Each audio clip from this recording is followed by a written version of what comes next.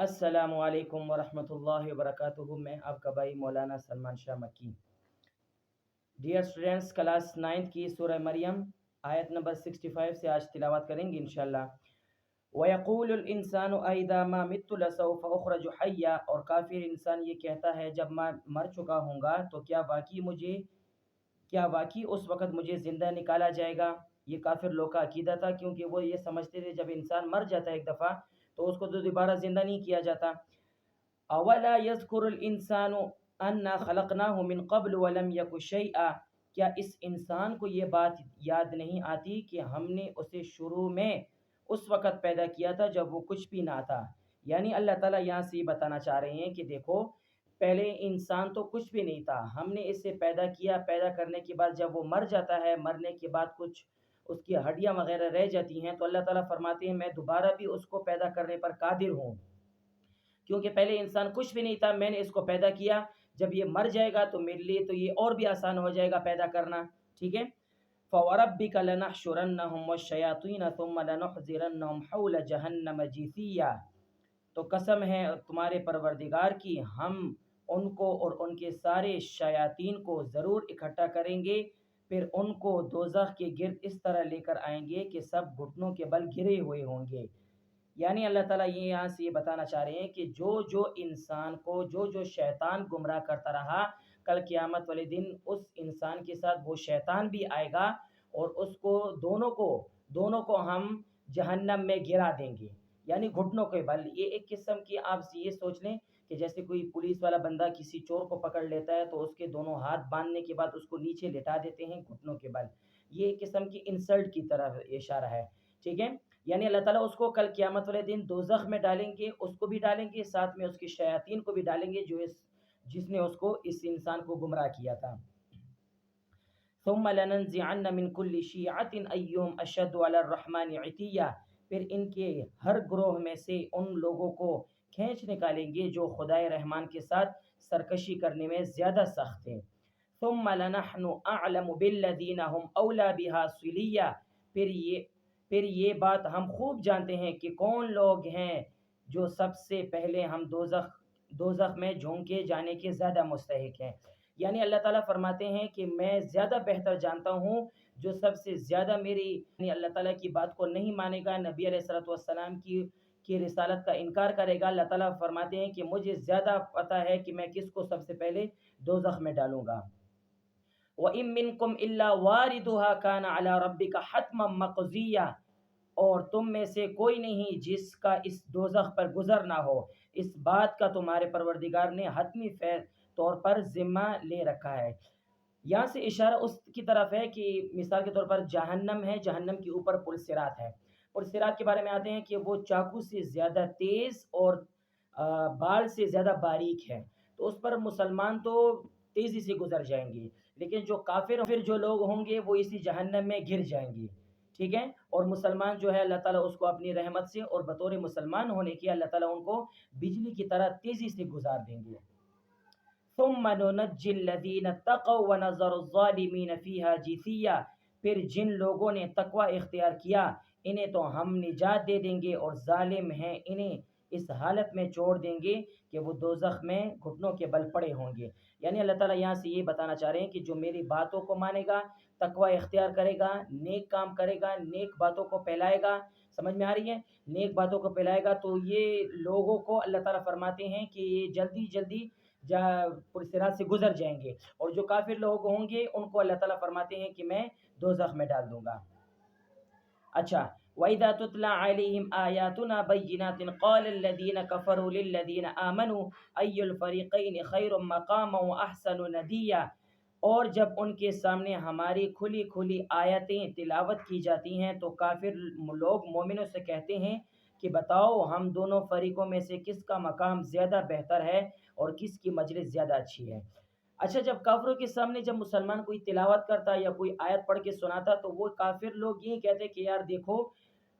ہم دونوں میں سے کون بہتر ہے۔ یعنی ظاہر بات ہے مسلمان جو تھے وہ کم پیسوں کے تھے اور کفار کے پاس تو پیسہ زیادہ تھا،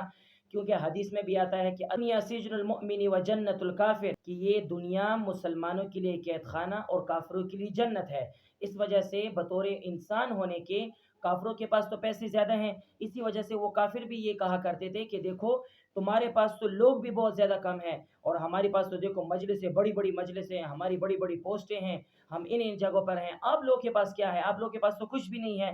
ٹھیک ہے۔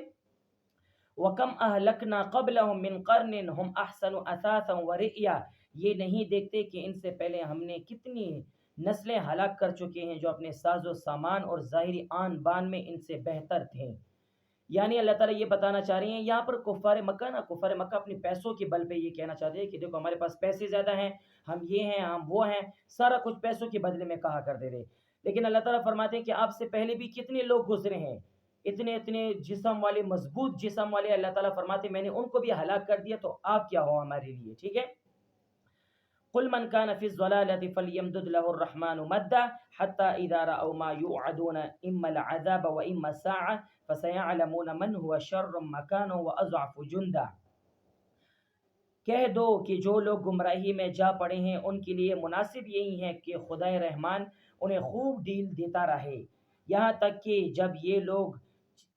لوگ وہ چیز خود دیکھ لیں گے جس سے انہیں ڈرایا جا رہا ہے، چاہے وہ اس دنیا کا عذاب ہو یا قیامت، تو اس وقت انہیں پتہ چل جائے گا کہ بدترین مقام کس کا تھا اور لشکر کس کا زیادہ تھا۔ یعنی اللہ تعالیٰ فرماتے ہیں کہ ابھی تو اللہ تعالیٰ انہیں ڈھیل دے رہے ہیں، یعنی انہیں چھوڑ رہے ہیں کہ یار چاہے جو بھی کریں کرتے جائیں، لیکن انہی کافروں میں سے پھر بعض لوگ مسلمان بھی ہوئے، جیسے حضرت ابو سفیان رضی اللہ تعالیٰ عنہ کے بارے میں آتے ہیں کہ فتح مکہ کے بعد وہ بھی مسلمان ہو گئے، حضرت ہندہ رضی اللہ تعالیٰ عنہ کے بارے میں آتے ہیں کہ وہ بھی مسلمان ہو گئی تھی بعد میں۔ تو جو مسلمان ہوتے گئے اللہ تعالیٰ تو پھر انہیں کچھ بھی نہیں کہا، لیکن جو کافر ہیں اور کفر پر پکے ہیں اللہ تعالیٰ فرماتے ہیں میں انہیں ڈھیل دیتا رہوں گا یہاں تک کہ جب ان کو اس دنیا میں یا کل قیامت کے دن، مرنے کے بعد قیامت کے دن جب وہ انہیں اٹھایا جائے گا، انہیں تب اس وقت پتہ چل جائے گا کہ واقعی مسلمان ہم سے زیادہ مضبوط تھے اور ہم تو بالکل ہی ذلیل تھے،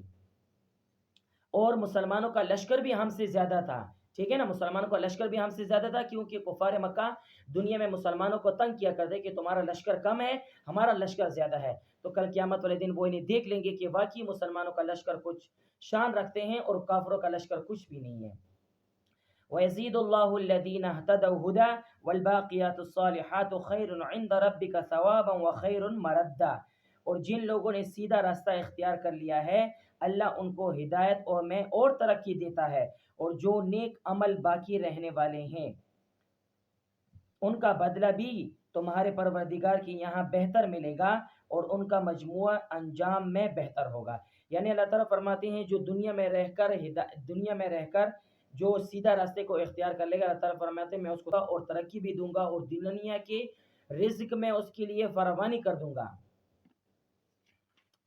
افرأیت الذی کفر بآیاتنا وقال لأوتین مالا وولدا، بھلا تم نے اس شخص کو بھی دیکھا ہے جس نے ہمارے آیتوں کو ماننے سے انکار کیا، یہ کہا کہ مجھے مال اور اولاد آخرت میں ضرور ملیں گے۔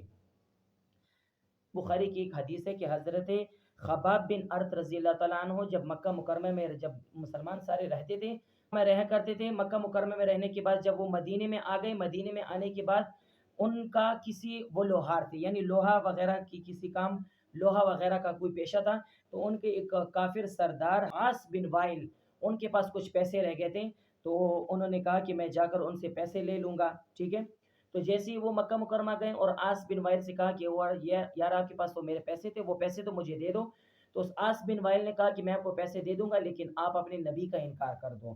اس نے کہا کہ تم مر بھی جاؤ یا زندہ ہو جاؤ پھر بھی میں نبی کا انکار کرنے والا نہیں ہوں۔ تو اس شخص نے یہ کہا کہ ٹھیک ہے، ابھی میرے پاس پیسے ہیں، ابھی تو میں زندہ ہوں، لیکن جب مر جاؤں گا، مرنے کے بعد جب دوبارہ اٹھ جاؤں گا پھر میرے پاس اتنے پیسے ہوں گے، اس وقت اپنے پیسے لے لینا۔ یعنی ایک مسلمان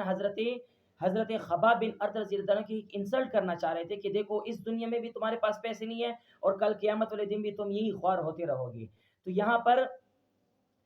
پر اس نے کہا کہ دیکھو اب میں جب مر جاؤں گا، مرنے کے بعد جب دوبارہ اٹھا دیا جاؤں گا تو اٹھانے کے بعد میرے پاس دوبارہ پیسے ہوں گے، تو پیسے ہونے کے بعد پھر میں دوبارہ آپ کو وہ پیسے دے دوں گا۔ اطلع الغیب، یہاں سے اللہ تعالیٰ یہ ارشاد فرما رہے ہیں کہ اطلع الغیب ام اتخذ عند الرحمن عہدا،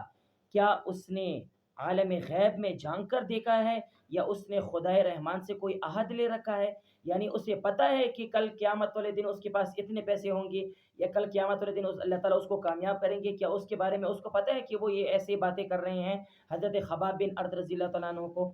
کلا، ہرگز نہیں، سنکتب ما یقول ونمد له من العذاب مدا، جو کچھ یہ کہہ رہا ہے ہم اسے بھی لکھ رکھیں گے اور اس کے عذاب میں اور بھی اضافہ کر دیں گے۔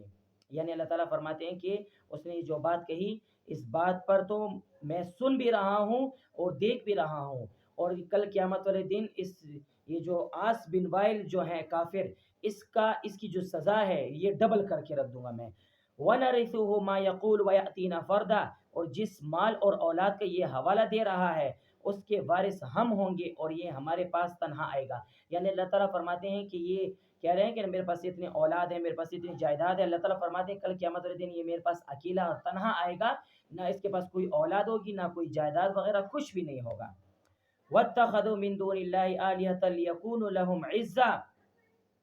اور ان لوگوں نے اللہ کے سوا دوسرے معبود اس لیے بنا رکھے ہیں تاکہ وہ ان کی پشت پناہی کریں۔ یعنی کفار مکہ نا، مشرکین مکہ کا یہ عقیدہ تھا کہ یہ جو بت کی ہم پوجا کرتے ہیں نا، یہ پوجا جو ہے یہ ہمارے لیے کل قیامت والے دن واسطہ بنیں گے اللہ کے سامنے، یعنی یہ ہماری گواہی دیں گے اللہ کے سامنے کہ اللہ انہوں نے تو عبادت کی اور یہ فلاں اور ڈھمکانا، جیسے ان کا اپنا عقیدہ تھا۔ تو اللہ تعالیٰ فرماتے ہیں کل قیامت والے دن یہی بت جن کی یہ پوجا کرتے ہیں، جن کی عبادت کرتے ہیں، کل یہی بت ان کے خلاف کھڑے ہوں گے اور کہیں گے کہ اے اللہ ہم نے تو انہیں نہیں کہا تھا کہ ہماری عبادت کرو، ٹھیک ہے نا؟ جیسے یہ لوگ کہتے ہیں کہ ہماری سفارش کریں گے، تو یہ بت کسی کی بھی سفارش نہیں کریں گے، بلکہ یہی بت ان کے خلاف کھڑے ہوں گے اور کہیں گے اے اللہ ہم نے تو انہیں نہیں کہا کہ ہماری عبادت کرو، یہ تو ہماری عبادت کہا کرتے تھے۔ تو کفار مکہ کا یہ جو عقیدہ تھا، اللہ تعالیٰ فرماتے ہیں یہ بھی آپ کا غلط عقیدہ ہے جو آپ نے اپنا رکھا ہے۔ کلا سیکفرون بعبادتہم ویکونون علیہم ضدا، یہ سب غلط بات ہے، وہ ان کی عبادت ہی کا انکار کریں گے اور الٹے ان کے مخالف ہو جائیں گے۔ دیکھو یہی بات آ گئی کہ وہ ان کے مخالف ہو جائیں گے اور کہیں گے کہ اے اللہ ہم نے تو ان کی عبادت کرنے کا حکم تو نہیں دیا تھا، یہ خود ہی ہماری عبادت کیا کرتے تھے، ٹھیک ہے؟ تو ڈیئر اسٹوڈنٹس، کلاس 9 کی سورہ مریم کا آیت نمبر 65 سے لے کر 72 جی 72 تک ہمارا یہ ہو گیا، اور رکوع نمبر 7 سے لے کر 8 تک ہمارا ہو گیا۔ تو انشاءاللہ اسی طرح ہم پڑھتے رہیں گے اور آگے انشاءاللہ جب یہ ہمارا مشق کمپلیٹ ہو جائے گا پھر اس کے کویسچن آنسر کی بھی انشاءاللہ میں نشانات لگوا دوں گا اور آپ کو پھر بتا بھی دوں گا انشاءاللہ۔ اور آپ سے یہ گزارش ہے میری کہ یہ میری ویڈیو آپ اوروں کے ساتھ بھی شیئر کریں انشاءاللہ، اس کا آپ کا اپنا بھی فائدہ ہوگا اور دین کی اشاعت میں اور قرآن کی اشاعت میں آپ کا بہت بڑا بھی حصہ ہو جائے گا۔ وآخر دعوانا الحمد للہ رب العالمین۔